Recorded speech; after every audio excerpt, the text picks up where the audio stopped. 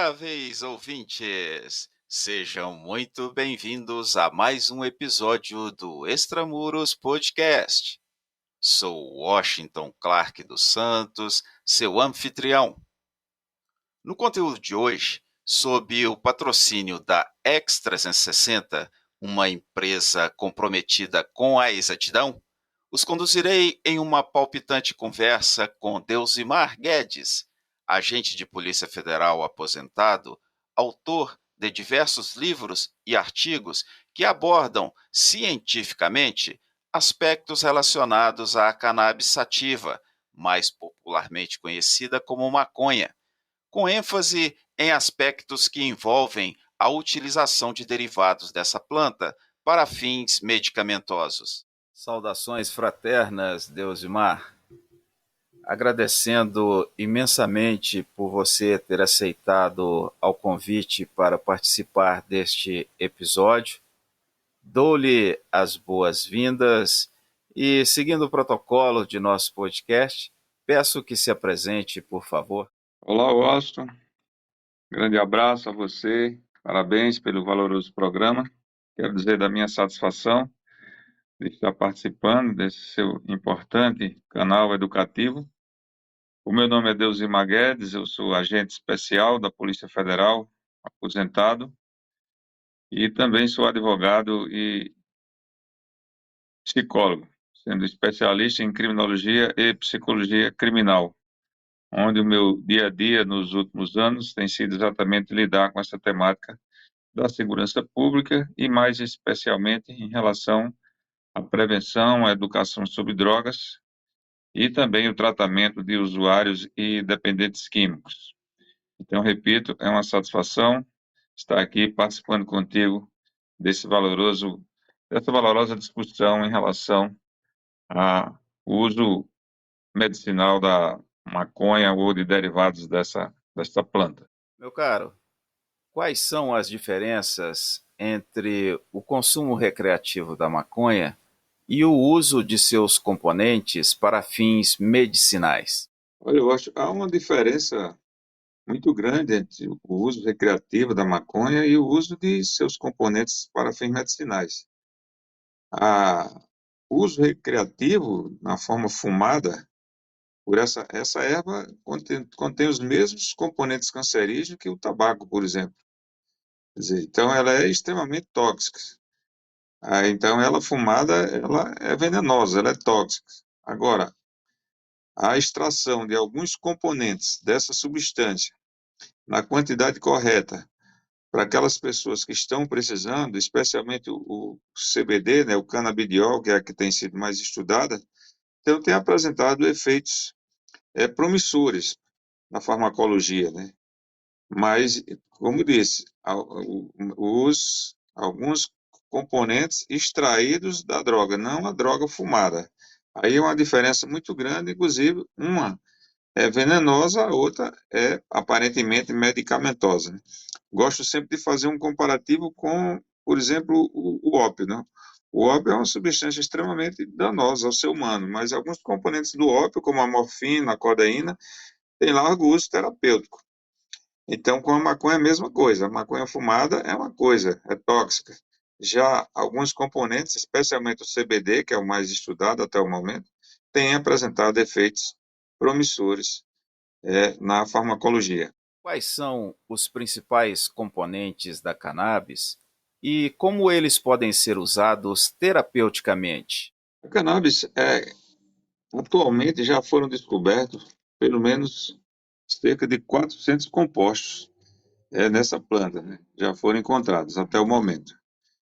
E dentre esses 400 aproximadamente compostos, pelo menos 60 são canabinoides, né? Esses são os que estão sendo mais estudados. E dentre esses 60, pelo menos, o canabidiol e o tetrahidrocanabidiol, quer dizer, o CBD e o THC, como são comumente conhecidos, têm sido os mais estudados pela ciência na atualidade. Exatamente por terem apresentado efeitos farmacológicos promissores, mais especificamente o CBD, né, o canabidiol, e que eles geralmente nessa forma medicamentosa, vamos dizer, se apresenta sempre na forma de óleos, ou pode vir também na forma de cápsulas, de comprimidos, de sprays, mas o mais comumente tem sido na forma de extratos, né, de óleos. E tem usado em pacientes para diversos males, principalmente para epilepsias graves, mas também em pacientes com autismo, com ansiedade, com dores crônicas, né, fibromialgia, problemas de insônia. Esses são os males onde esses componentes têm sido mais comumente utilizados e que têm apresentado efeitos promissores, né? Como as pesquisas são muito recentes, ninguém sabe até onde seja os efeitos benéficos, seja os efeitos colaterais. Ainda existem muitas dúvidas, mas, repito, os efeitos são promissores. O que os estudos científicos apontam sobre os efeitos do canabidiol e do tetrahidrocannabinol no tratamento de doenças? Olha, o que pode se dizer é que até o momento não existe nenhum tratado científico que ateste os componentes da maconha como um medicamento seguro para a cura de doenças. Contudo, muitos estudos científicos, especialmente com esses dois canabinoides, né, especialmente o canabidiol, o CBD, têm conseguido resultados muito promissores no que diz respeito a minimizar sintomas desagradáveis e penosos de certas doenças e ou efeitos colaterais de medicamentos utilizados por pacientes, principalmente pacientes com AIDS e CA, né, com câncer em estados terminais. Também tem apresentado especialmente, repito, o canabidiol tem apresentado bons resultados para medicar pessoas com ansiedade moderada a grave, com insônias, tá, e também com a fibromialgia. Então, esses são alguns dos males que esses componentes da cannabis têm sido testados com certa esperança, vamos dizer assim. Como o canabidiol tem sido empregado na área de neurologia e psiquiatria, e que avanços são mais expressivos nas pesquisas acerca do tratamento de epilepsias graves? Como já citado anteriormente, o canabidiol, CBD, é o canabinoide que até o momento tem apresentado resultados farmacológicos mais promissores, especialmente nas áreas da neurologia e da psiquiatria. O seu uso mais comum e há mais tempo tem sido exatamente para medicar pessoas portadoras de epilepsias graves e, embora não cure a doença, é preciso que se diga, normalmente os pacientes, após o uso desse canabinoide, eles têm apresentado uma diminuição significativa no número de convulsões, trazendo com isso uma melhora na qualidade de vida dessas pessoas, né? E é claro que isso aí é um resultado muito promissor, haja vista que outros medicamentos muitas vezes não têm conseguido esse efeito. Deusimar, quais são as evidências científicas atuais que justificam o uso do canabidiol em doenças como autismo, ansiedade, dor crônica e fibromialgia? Olha, eu acho, a realidade é que podemos dizer que, até o momento, as evidências científicas são duvidosas, ou até mesmo elas inexistem. Mas, repito, muitos estudos têm apresentado resultados promissores também para estes males. Não como cura, é bom que se diga, não como cura, mas sim para melhorar a qualidade de vida dessas pessoas portadoras desses males. E, assim sendo, a própria Organização Mundial de Saúde recomenda e aceita a utilização de medicamentos, mesmo sem a devida evidência científica, desde que não apresente efeitos colaterais significativos. O próprio Conselho Federal de Medicina, aqui no nosso país, autoriza a prescrição de tais substâncias, desde que de forma compassiva, ou seja, quando outros medicamentos já conhecidos e aprovados não estiverem promovendo os resultados desejados e esperados. Quais são os efeitos colaterais mais comuns associados ao uso de medicamentos à base de canabinoides e como eles podem ser gerenciados e diminuídos ao longo do tratamento.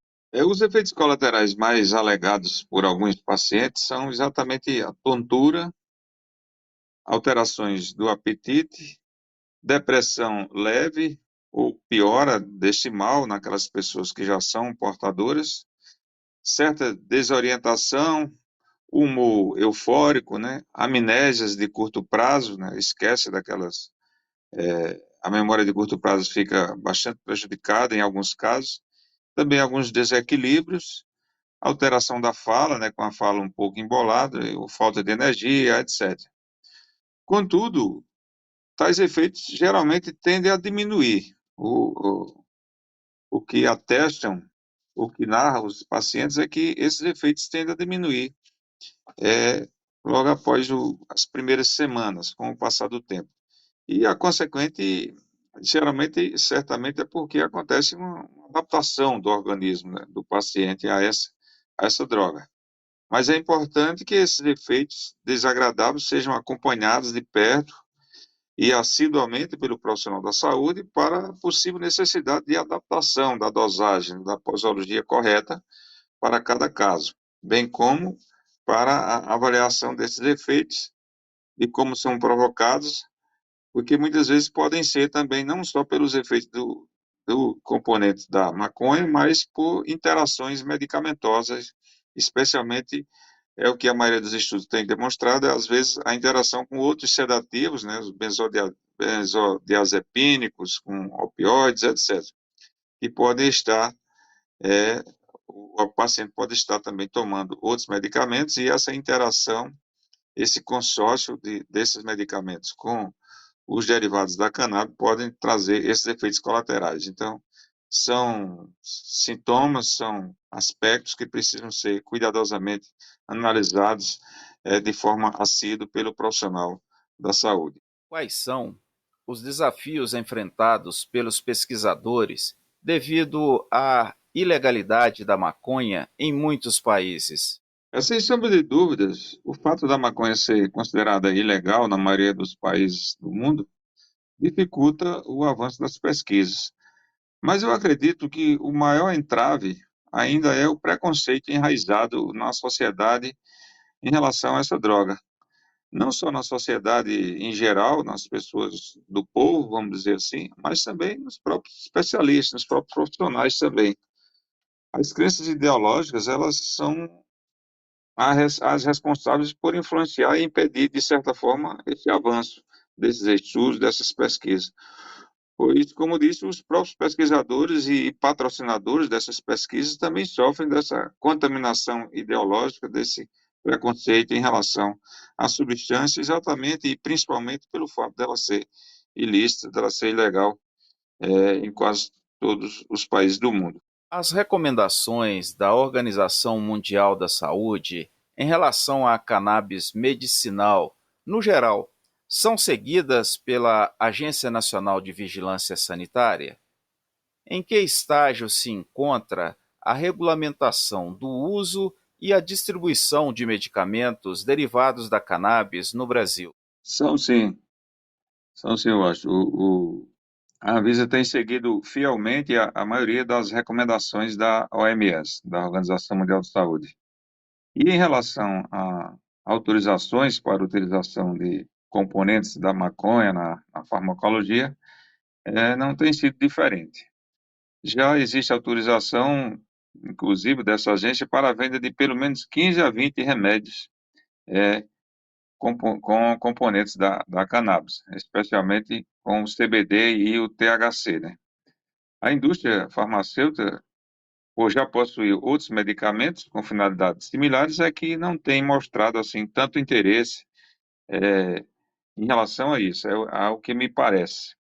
Mas a Anvisa tem seguido fielmente essas recomendações da Organização Mundial de Saúde, e, aliás, isso é uma tradição até aqui do nosso país. Elzimar, por que o Conselho Federal de Medicina autoriza o uso compassivo do canabidiol apenas quando outros tratamentos não surtem efeito? Olha, acho que o Conselho Federal de Medicina tomou essa precaução de só autorizar o uso compassivo, que é exatamente quando outros medicamentos já conhecidos e testados não estiverem demonstrando os resultados esperados. Então, só nesses casos é que o Conselho Federal de Medicina autoriza, né, a prescrição. Embora, devo dizer que muitos profissionais, muitos médicos, já têm prescrito esses, esses, esses extratos, esses óleos à base de maconha, medicamentos, já como primeira opção. Não têm obedecido essa orientação do Conselho Federal de Medicina. É exatamente por que o Conselho fez isso? Exatamente por não haver ainda evidências científicas seguras em relação ao canabidiol ou mesmo THC como medicamento confiável e seguro.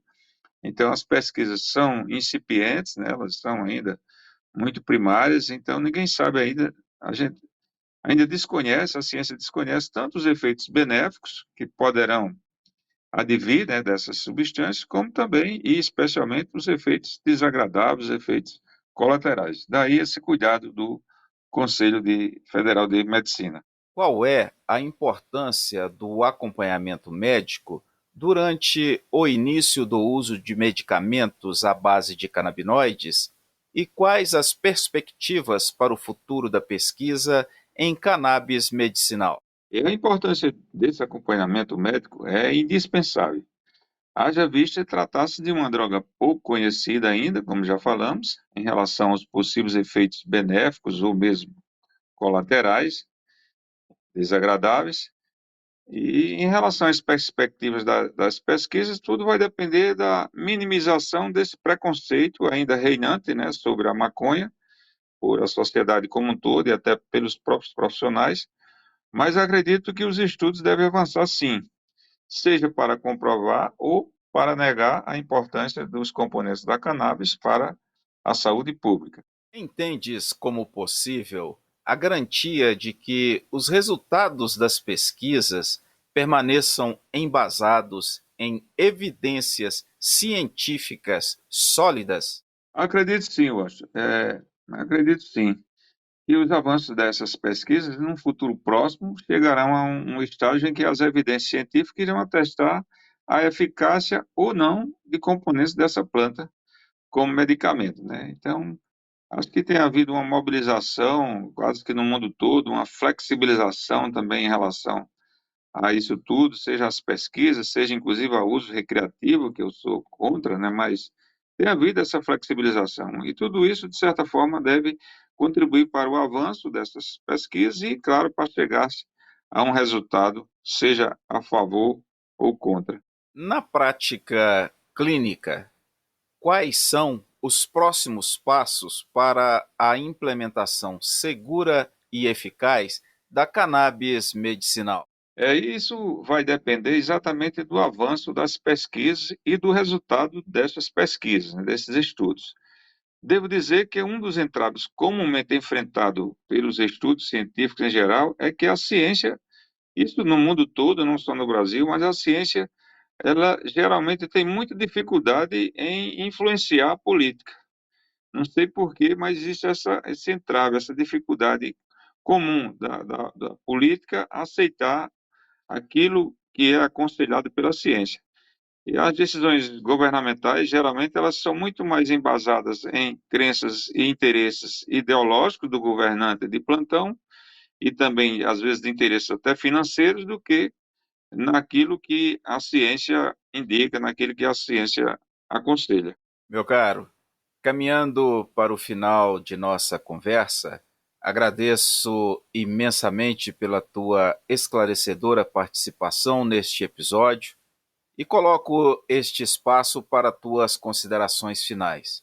Muito obrigado e grande abraço. Ô, meu irmão Washington, eu agradeço a você o convite para participar desse importante evento educativo e me coloco à disposição sempre que necessário. Para mim é uma satisfação, essa é uma discussão que não sai de pauta, né? Em relação à maconha, seja com fins recreativos, seja com fins medicinais, é uma discussão que há muito não sai de pauta e é um assunto que eu gosto de discutir porque eu acho que é do interesse da sociedade como um todo. Então, repito, eu que agradeço a honra de ter participado com você e me coloco sempre à disposição para essas discussões de interesse social. Forte abraço. Honoráveis ouvintes, sob o patrocínio da X360, uma empresa brasileira que alia experiência e inovação para o alcance da confiança e segurança de seus clientes, este foi mais um episódio do Extramuros Podcast. Sou Washington Clark dos Santos, seu anfitrião, e no conteúdo de hoje conversei com Deusimar Guedes, abordando nuances acerca do uso medicinal de derivados da maconha. Inscreva-se em nosso website www.extramurospodcast.com, Extramuros com H. Saiba mais sobre este conteúdo, tenha acesso a novidades e participe de promoções exclusivas. Pela sua colaboração, muito obrigado e até o próximo episódio.